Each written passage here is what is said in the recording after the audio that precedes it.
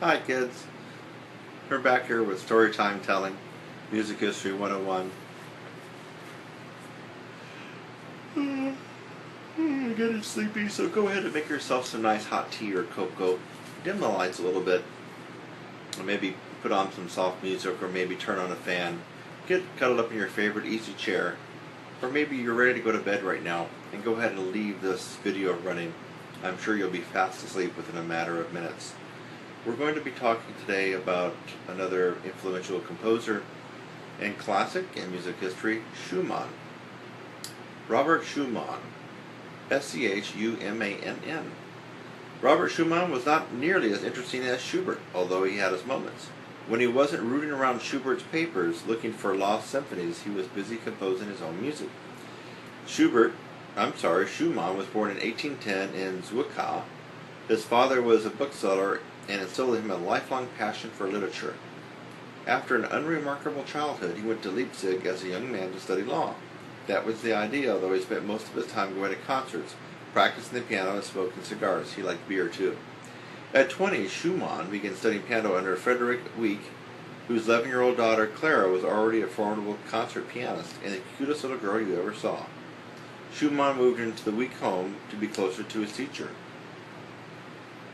Would you want to actually live in the same house as your piano teacher? I know I wouldn't.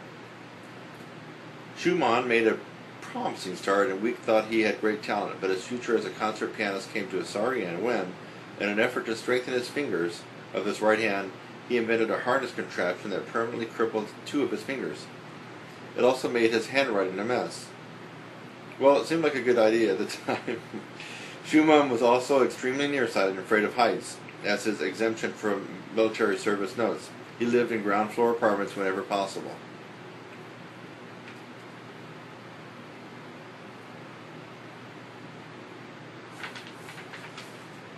Here's a picture of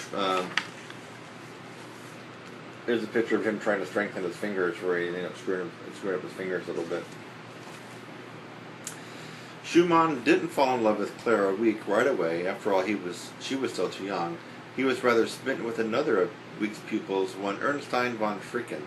She was plumpish and pleasant, though not, we're told, an intellectual wonder.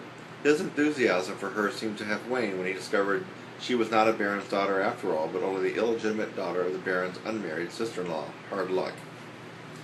The various movements of his piano piece, Carnaval, are based on a musical theme derived from the name of the town where Ernestine's family lived. Schumann was always doing things like that, deriving clever musical themes from words. His first published pieces, the Ebegg Variations, that's A-B-E-G-G, were written for the daughter of a Mannheim family named, of course, Ebegg. The music was published in 1830 by Friedrich Kistner, a publisher. Schumann notes in his diary, "Whom I declare for the benefit of posterity and all other composers to be a rogue." Sounds like they had a typical composer-publisher relationship. By this time, Schumann and Clara had decided they were madly in love and meant for each other. They began letters back and forth like nobody's business. Clara's father objected strenuously, calling Schumann a no-good and a drunkard, and generally trying to discourage the match. There's a whole theory here that Schumann had syphilis, which accounted for the injured right hand, among other things. I'm choosing to ignore it, as it only complicates matters needlessly. Okay, he should have known that children are not like that. The more you tell them not to do something, the more they want to do it. In November of 1835, Schumann kissed Clara for the first time. He wrote it down in his diary so he wouldn't forget. She was 16 and he was 25. Wieck still objected to the relationship, but the lovers hung in there. Eventually, they took the matter to court, and the judge allowed them to marry in 1849. They were very happy and had 8 children. Although successful both as a composer and a critic, Schumann's talents as a conductor were minimal. He usually just waved his arms in a bit of a daze. Okay. On one memorable occasion, he continued to beat time after the music had stopped. That's pretty funny. And they considered that bad form. As a composer, he is best remembered for his piano works, such as Carnaval, Papillons, and the A minor piano concerto. He wrote more than 250 songs. In later life, he wrote 4 symphonies and a failed opera. Schumann was a music critic for many years and established his own music journal, of which he was editor. This is as neat a way as any of... Okay, let me start this over again. The author doesn't write this out correctly. This is as neat a way as any of assuring that your writing gets published. He wrote under 2 pen names, either Florestan or Eusebius. As Florestan, he was gushy and over-enthusiastic. As Eusebius, he was more level-headed. His most famous remark as a critic was his first impression of the music of Frédéric Chopin, of which he said, "Hats off, gentlemen, a genius. That does have a nice ring to it." The sort of remark that nowadays Chopin would put on his first album cover.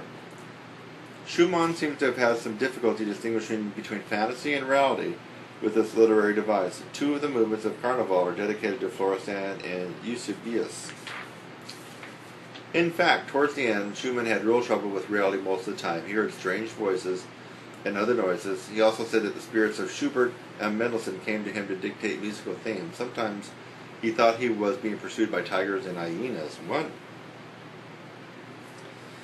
After attempting suicide in the Rhine, he was voluntarily committed to an asylum where he lived out his remaining few years, and he died in 1856. He was often troubled by the sound of a continuous A ringing in his ears. Bedřich Smetana wrote that in the final years of his deafness, he often heard the sound of a first inversion A-flat major triad on a very high register. This happened each evening between 6 and 7 p.m., regular as clockwork. Still, you have to admit that he wrote some fine music. So what if he was a little bonkers sometimes? We must tolerate a bit of craziness. It fuels the creative spirit. Okay, I think I almost fell asleep on this particular one, ladies and gentlemen.